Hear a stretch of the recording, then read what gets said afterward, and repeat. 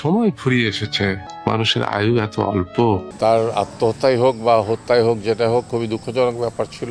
চিঠি এলো, এখনো ওটা মনে পড়লে কষ্ট হয়। দুর্ভাগ্য যে তাকে আমরা হারিয়েছি অতি কম বয়সে। পৃথিবীতে সুখ বলে তার অনেক উচ্চতায় যাওয়ার সম্ভাবনা ছিল আর কি, ওই অভিনয় কোয়ালিটি দিয়ে, এটা আমি বিশ্বাস করি।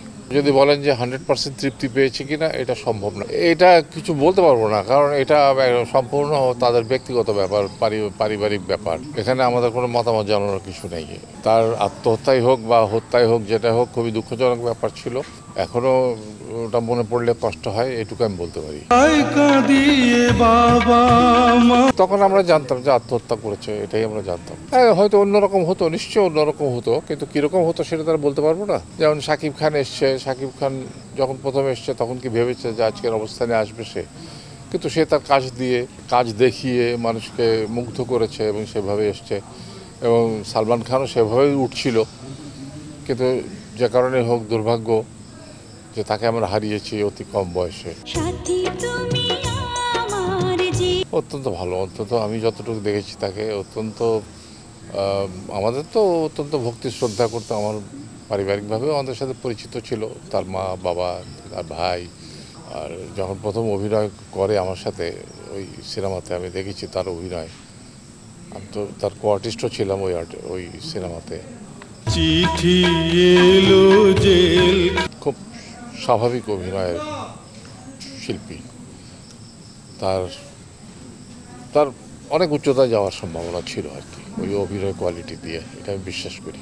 আচ্ছা, আমি তো সেটা বই লিখে ফেলেছি, একটা আমার জীবনে লিখে ফেলেছি। যদি কষ্ট করে একটু বইটা পড়েন আপনারা, তাহলে খুব খুশি হবো আমি আর কি। এটা বিরাট কাহিনী। ও ছোটোবেলা থেকে আমি অভিনয় করি, তো জানেন আমি 10 বছর বয়স থেকে অভিনয় করি। সুতরাং আমার অভিনয়ের বয়স হয়ে গেছে 71 বছর। 71 বছর ধরে আমি অভিনয় করি। সুতরাং আমার এর চেয়ে বেশি আর বলার কিছু নাই। আক্ষেপ হওয়ার কোনো কারণ নেই। আমি মনে করি যথেষ্ট সুযোগ পেয়েছি, যথেষ্ট কাজ করেছি। তবে যদি বলেন যে 100% তৃপ্তি পেয়েছি কিনা, এটা সম্ভব না, কারণ কোনো শিল্পী কোনো কাজে 100% তৃপ্তি পেতে পারে না। আর যদি পুরো স্যাটিসফাইড হয় কোনো শিল্পী, তাহলে বুঝবে যে তার শৈল্পিক যে সত্তাটা, সেটা শেষ। সুতরাং তার মধ্যে ওই ক্ষুধাটা থাকতে হবে যে না, আমি এর চেয়ে ভালো করতে পারতাম, আরও ভালো করার চেষ্টা করব, যেটা অন্তত আমি করি, আমার মনে হয় সবাই করে, তাই ওটাই স্বাভাবিক।